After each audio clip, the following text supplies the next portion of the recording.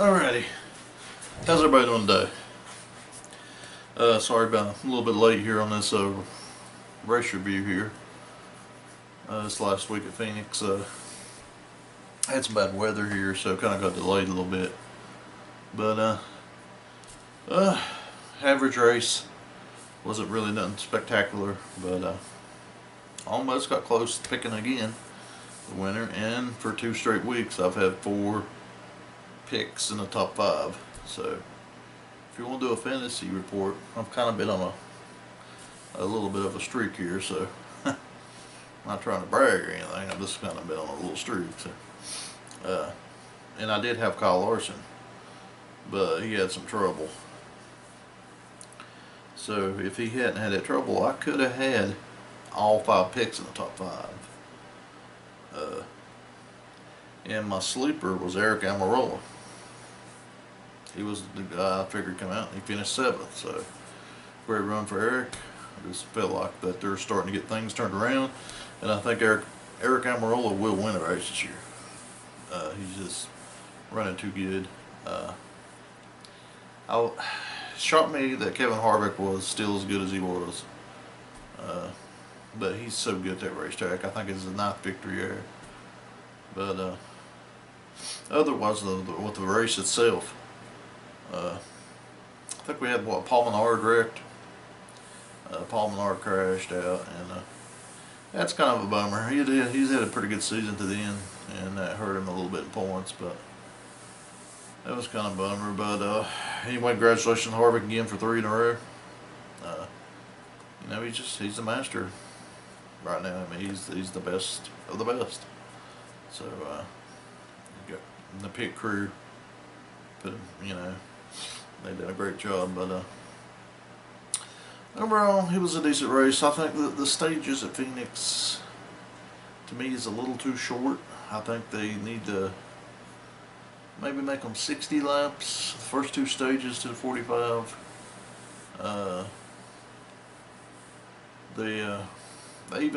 Even Waltrip and Gordon, you could tell, was just kind of getting a little bit bored. We had a battle halfway through the race with, I think it was Denny Hamlin and Chase Elliott,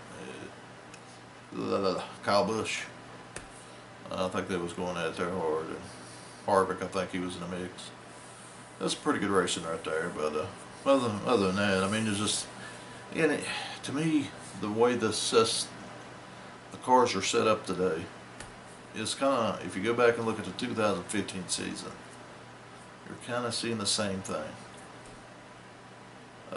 Everybody wanted to get rid of this thing. Once you're the leader, it's over, blah, blah, blah. Last year, they had everything set up pretty good. You've seen some good passing, this and that, but we're kind of getting back. And if you guys notice and pay close attention, we're down to where you're only going to see the same 7-8 drivers every week competing for the victory. I mean, you're talking 8th, 9th, 10th place was 15 seconds behind. They had absolutely no chance. And Ryan Newman won that race last year, and this year it didn't come down to fuel mileage, so we didn't have a chance. But anyway, Kevin Harvick won. I picked Kyle Busch to win the race. He finished 2nd. Chase Elliott was the only driver I did not pick in the top 5. Denny Hamlin 4th, and Martin Truex, who I finished 3rd, finishes 5th. Good run by Daniel Suarez. I figure he's getting closer. Newman did end up with William Byron 12th. His best Cup race ever. I think that's you gotta give him credit for as young as he is. He's doing a great job. But a lot of them just struggling so bad.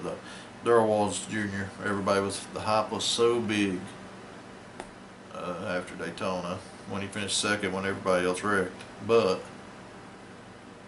they're only a 20th place car, to 20th to 25th. That's where you're going to see them at every week unless something happens. But I think next year, in the fall, whenever they get the new track built, maybe the finish line stuff is going to be a little different. So that's going to be interesting. Eric Jones, the top 10, a good run. Jimmy Johnson, 14th. Wow. Is that like that's a great race for Jimmy Johnson. 14th this year, that's unbelievable. But no, the Chevrolet, the Camaro's still struggling. I know Chase is pretty quick there, but they're still a little bit off. And the Fords have got Fords got it going right now. All of them's running strong. You got your regular Toyotas. You got your Kyle Busch, Martin Truex. They are the two best Toyotas out there. Denny's hanging on the edge. But we'll see going into next week. The Auto Club 400, California. I'm gonna do a race, my picks later in the week. But that was see if I can get close again, man. I tell you what, I might start playing this lottery. I'm getting pretty good at these picks, but like I said, it's pretty simple because you've got the same 5 or 6 guys every week. But I don't know. I mean, a lot of, to me, the racing, I want to see them more passable. It just seems like it's just so hard to pass, and after about 20 laps, everybody equals out, and nobody don't really go nowhere. And they need to figure that out. Yeah, because it's killing the sport. I don't know if you guys happen to watch the Xfinity race, but shoot, looks like there's 500 people in the grandstands. You know, so I mean, they've got to do something about the deal. But overall, congratulations, Kevin Harvick. And while we're talking about it here, let's take a look here at the point standings. Which, if Harvick had that penalty where he got his points took away, he leads the points with 3 victories. And Kyle Busch and Martin Truex both are tied for second, 12 points behind Kevin. So one mistake and have Kevin's out of the point lead.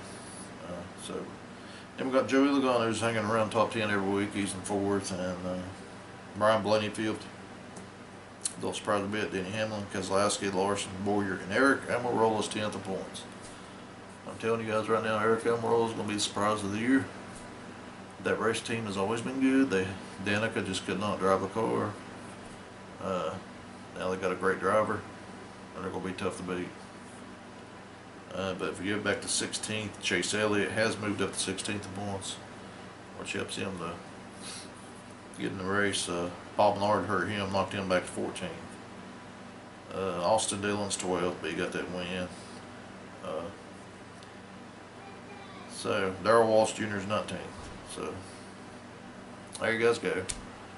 So I'll do my race picks later on, and we'll see what happens, and see you guys later.